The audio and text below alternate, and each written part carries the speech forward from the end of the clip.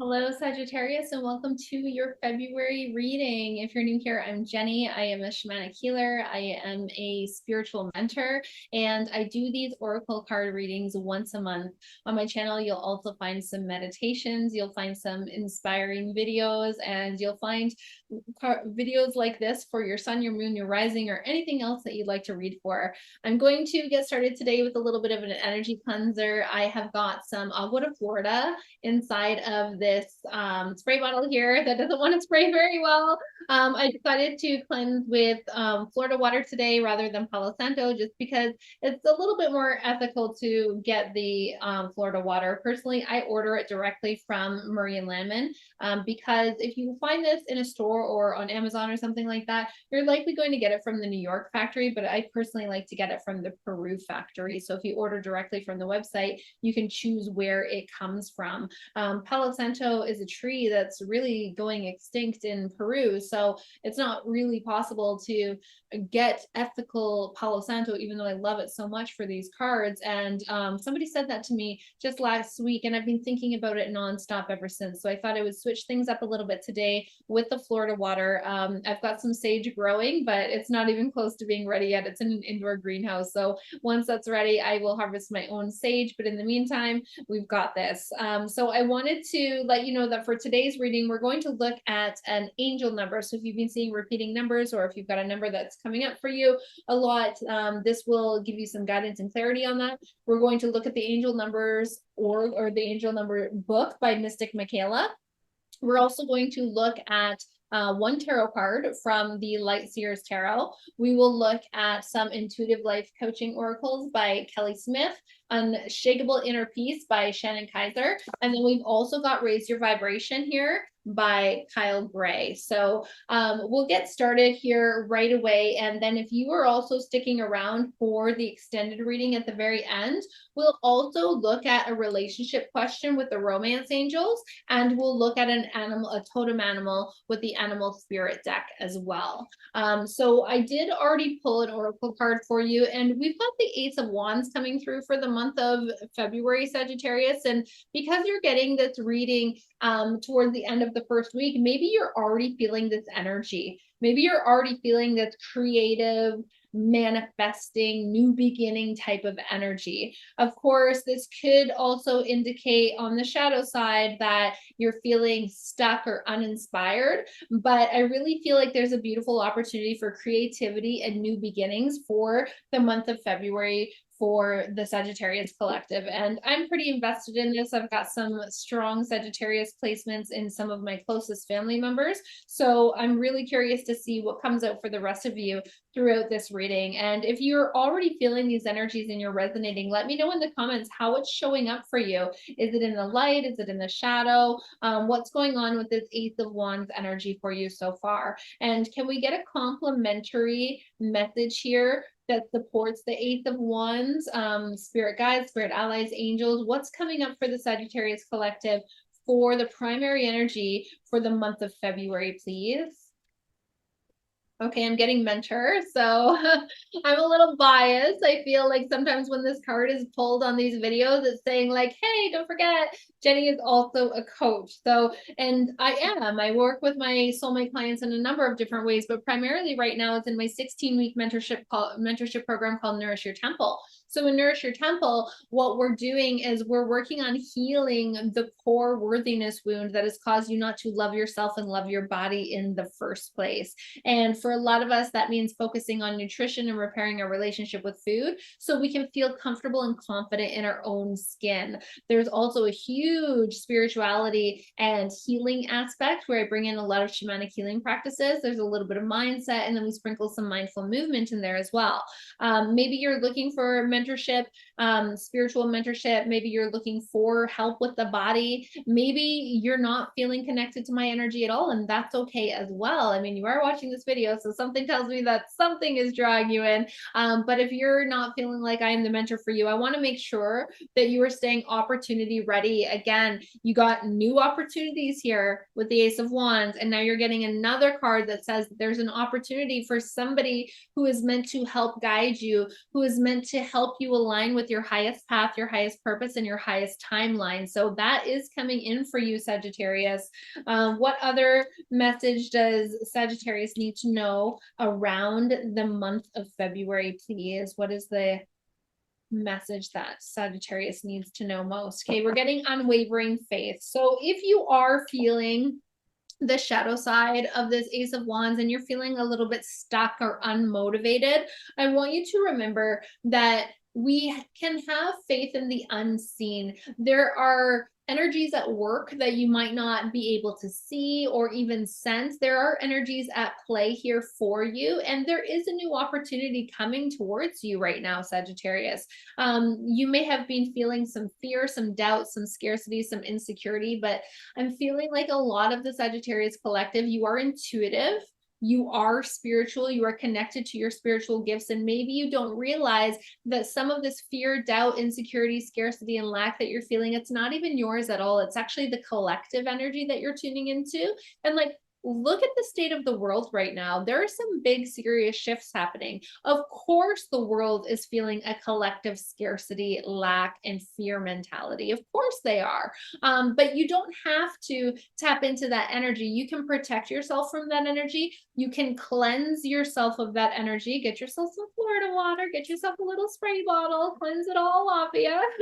I will do that as much as often as I feel I need to. Oh my goodness, you guys, 1111. I'm seeing 1111 for you, okay? So again, Mystic Michaela, we've got an angel number here. So she doesn't go into 4-digit numbers. She just goes into 3-digit numbers, and she is going through with the intention that the 4th digit is like a great big exclamation mark at the end, like pay extra attention. So 1111 is a screenshot.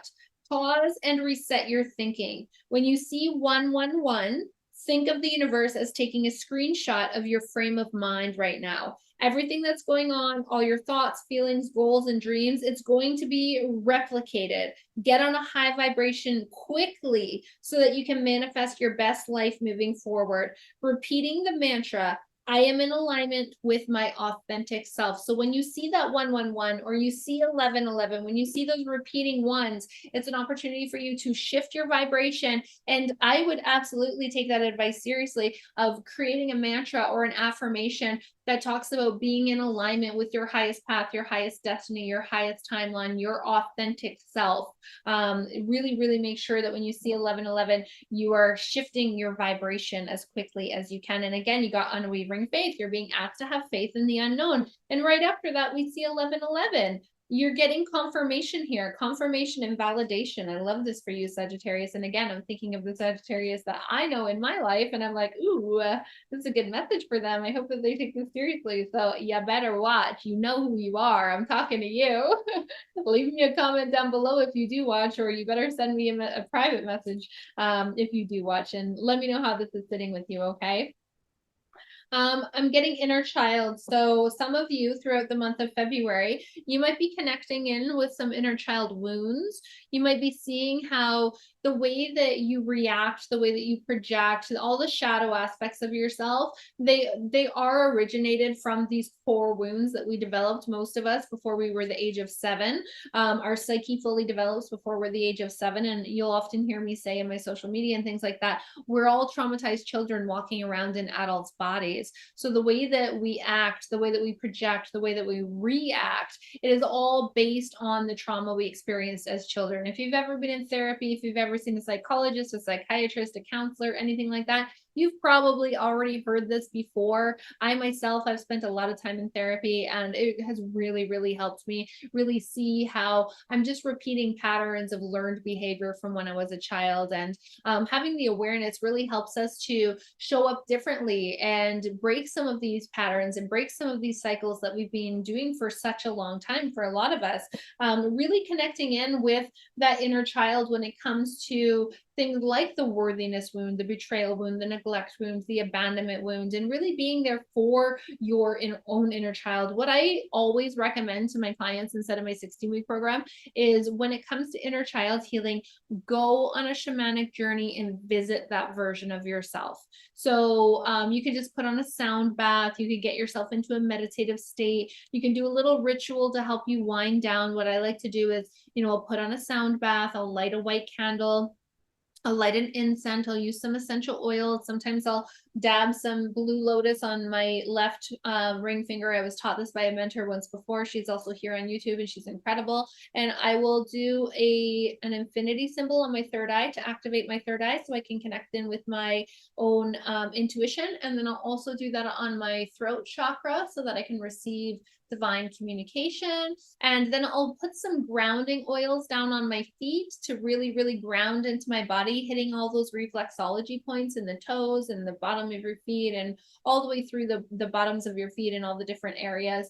And then I'll write in my I'll write in my journal, I am going on a journey to visit my blank-year-old self. So my 2-year-old self, my 3-year-old self, my 4-year-old self, my newborn self, my infant self, my 12-year-old self, whatever it is, where is calling you the most. And if you're somebody who is just like, I don't even know where to start with this inner child healing, I would start right there. Okay, if you have a hunch for any certain age that you feel like there was something significant that happened to you, I would go on a journey and visit that version of yourself. The first time that I did this, I went to like a toddler version of me. I maybe was a year and a half, something like that, and actually nursed her. I nursed her in this shamanic journey. I saw myself breastfeeding my own self.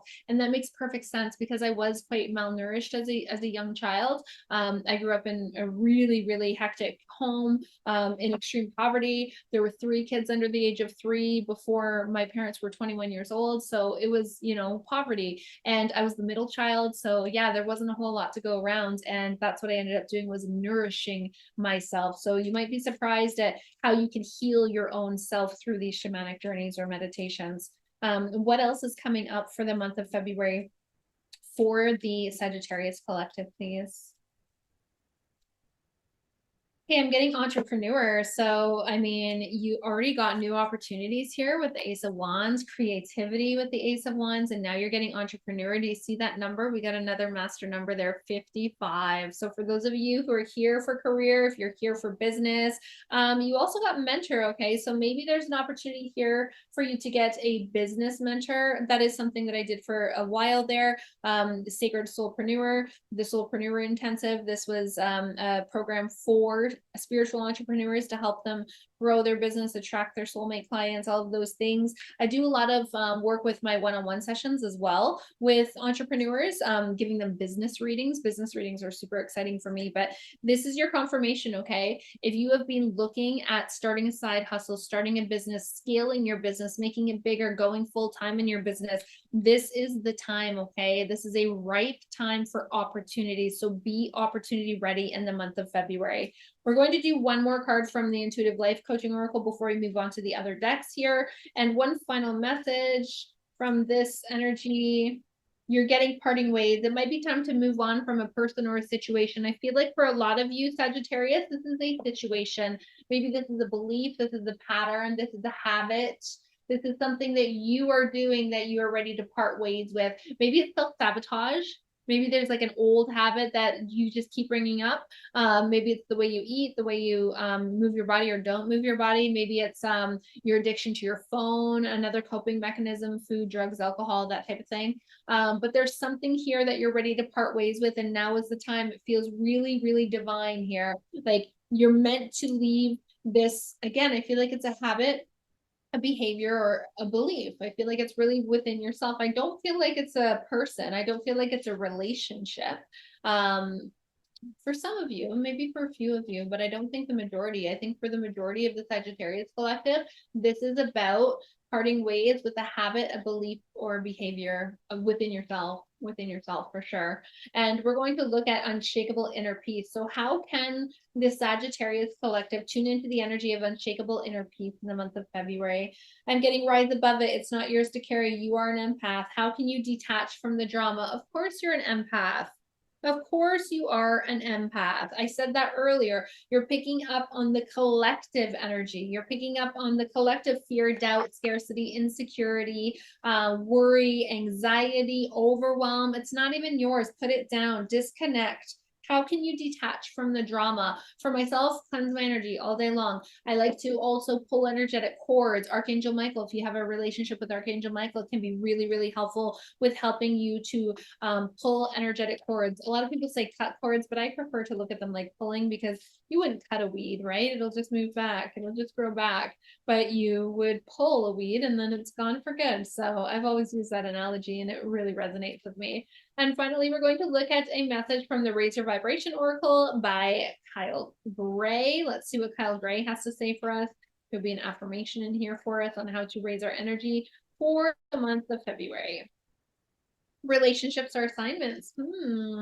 Yeah, maybe for some of you, that is about your relationship when you got that message about parting ways. Relationships are assignments, okay? Assignments need work. This is the month of February. A lot of us are thinking about our romantic relationships. And for those of you who are joining me in the extended, we are going to pull a card on your relationship from the romance angels, okay? So relationships are assignments. They do require work. Don't forget that. You can't just show up and expect things to be all sunshine and rainbows. You've got to put your energy into them.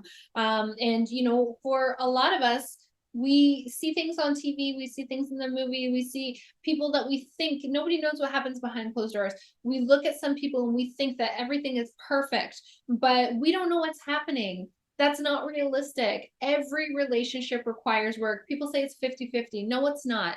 I married my high school sweetheart. We're going on 25 years next month. And let me tell you, sometimes it's 90-10.